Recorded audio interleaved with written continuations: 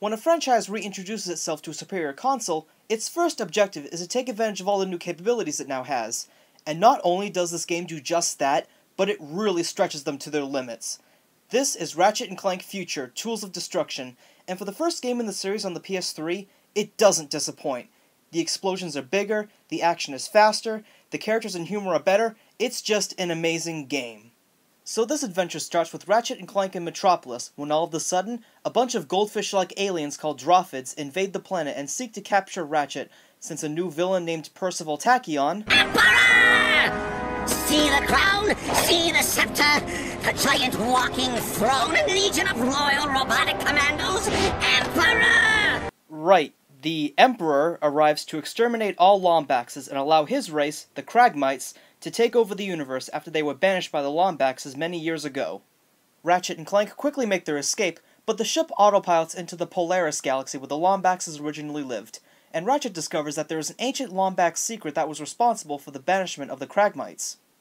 This device is an interdimensional helmet called the Dimensionator, which can open portals to find whatever the user wants to see. So, with the help of a new cast of awesome characters, Ratchet learns how his past is the key to the galaxy's future. Never has the story been this rich and engrossing with this amount of depth, and friggin' kudos for making full use of humorous subplots. There's also a crew of space pirates who are also after the Dimensionator, and Clank learns about his own destiny when a bunch of little creatures called the Zoni, voiced by Richard Horvitz, show Clank visions of the future. All the characters are very well written, the designs are great, and each of them are very memorable. Some of them include a shady smuggler with his parrot, a talking Lombax spaceship named Aphelion, 2 old bickering warbots named Kronk and Zephyr, and a young explorer named Talwyn, voiced by Tara Strong. The characters are still very well voice acted, and they're funny as hell.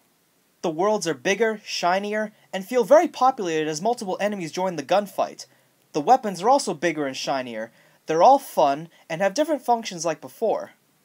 There are also a handful of devices to use, such as killer slinkies, morph bombs that turn enemies into penguins, but my favorite has to be the Groovatron, this throwable disco ball that makes enemies dance.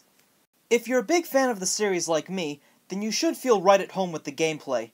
There are a lot of tweaks that improve the combat, but nothing feels out of place. There are also some new on-rail space battles, which are very exciting and awesome. The physics are a big step up. Sometimes you'll see a minor glitch, but that's hardly worth the complaint.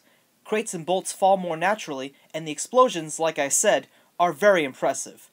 The atmosphere is also a visual marvel, with its decent soundtrack, detailed visuals, radiant skies, and lovable gameplay mechanics.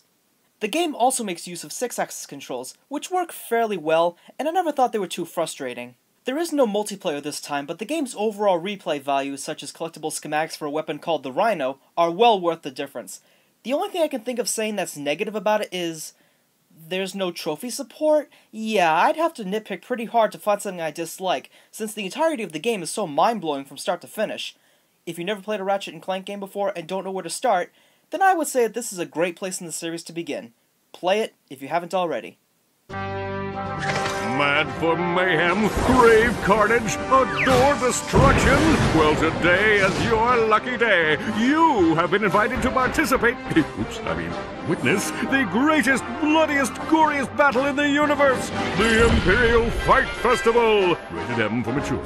Come on down to Planet Mukau and enjoy a night of entertainment without any ulterior motives or deception. Offer only valid for fuzzy, long-eared orphans and their tiny robotic companions.